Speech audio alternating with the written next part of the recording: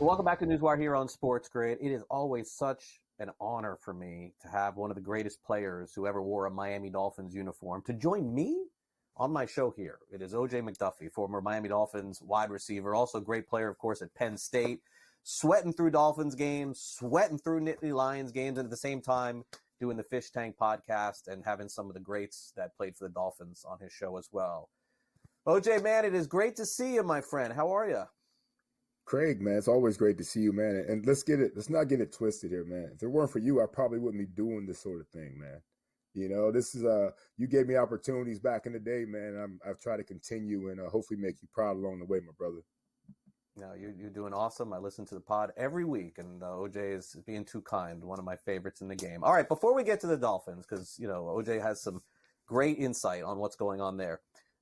It's sort of crazy these days in the NFL where, back when you played, OJ, if you were upset, you just ate it and you went home.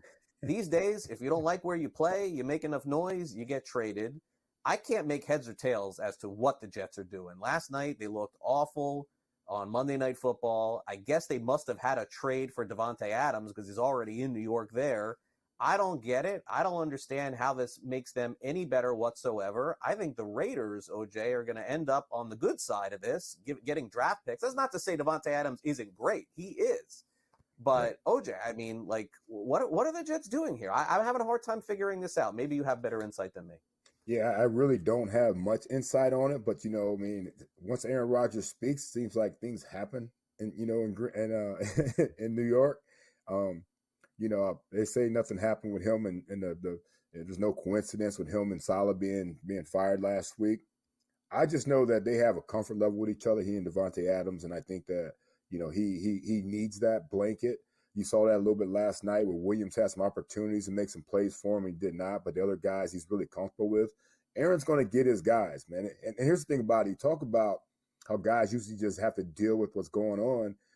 The NFL is becoming more like the NBA right now. Seems like some players are more like GMs. You see, like the players are able to have more control and be able to go where they want to go. And good for them because obviously the money is a lot better than when it was back in the day. And the control is okay for the most part, but you also want to see these guys stick it out, try to find a way to win with their teams. I think that Aaron Rodgers, the GM, head coach, quarterback, is pulling a lot of strings there. And for me personally, look, Craig, you know me, I'm the biggest Dolphin homer out there. I really hope it does not work out for them. Yeah, I know that. At least OJ's the one honest guy when it comes to that. They gave Mike Williams $10 million to probably not play anymore. It's sort of how anybody can trust what the Jets are doing is beyond me. All right, so the Dolphins have made all kinds of headlines, OJ, this year. I mean, you guys have been busy. I mean, from Tyreek Hill on and off the field to the injury to Tua to them looking so good initially out of the gate to now down to like the third quarterback. Let's start off with the receiver position because this is what you know best.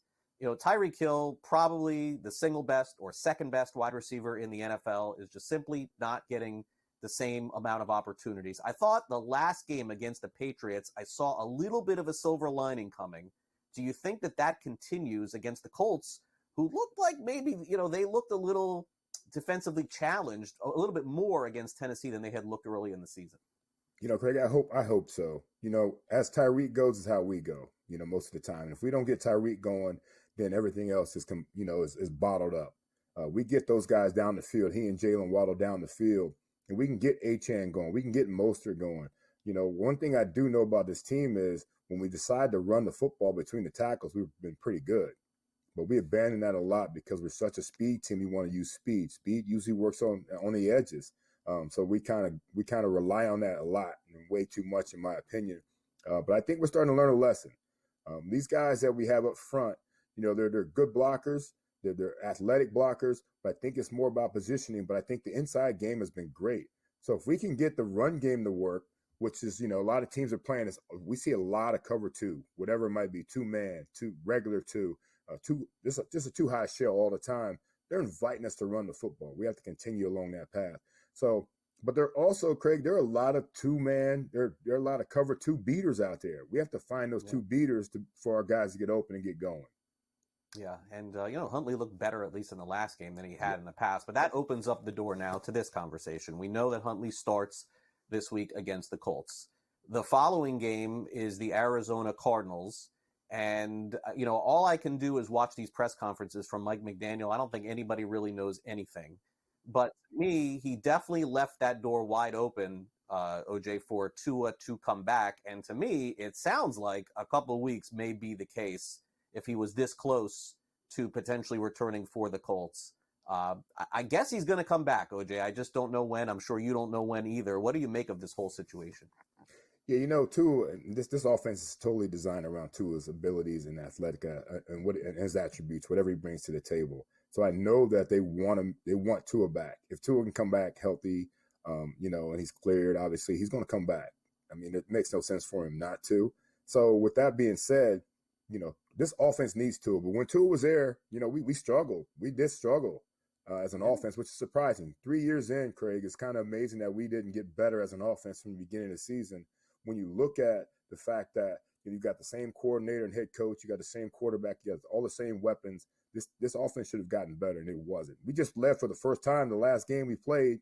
We just led for the first time in regulation in 5 games, man. That's hard to imagine a team that put up a 70 spot, not so long ago. The fact that we've only scored 5 touchdowns is a big problem for this team. We got to figure something out. And Tua is probably the best guy to remedy that. But I think another game with Huntley, he can be pretty good for us, but Tua's got to be the answer for this offense. Yeah, I think he'll be back against the Cardinals at home. Just a guess for me. It's again, I'm just reading people. That's kind of what I'm trying to do here. All right, OJ, we got to go here. Penn State, in or out of the college football playoff in the top 12 when it comes down to it? What do you think? In or out? 30 We're seconds. at 3 now. If we drop from 3 to out of 12 right now, Craig, I'll be totally disappointed, man. We've got some tough games coming up, of course. The Wisconsins, the Washingtons, the Ohio States. We got some big Indiana, I think, on the schedule. We got some big ones coming up. All right. Thanks again, OJ. Great to catch up with you. You too, brother.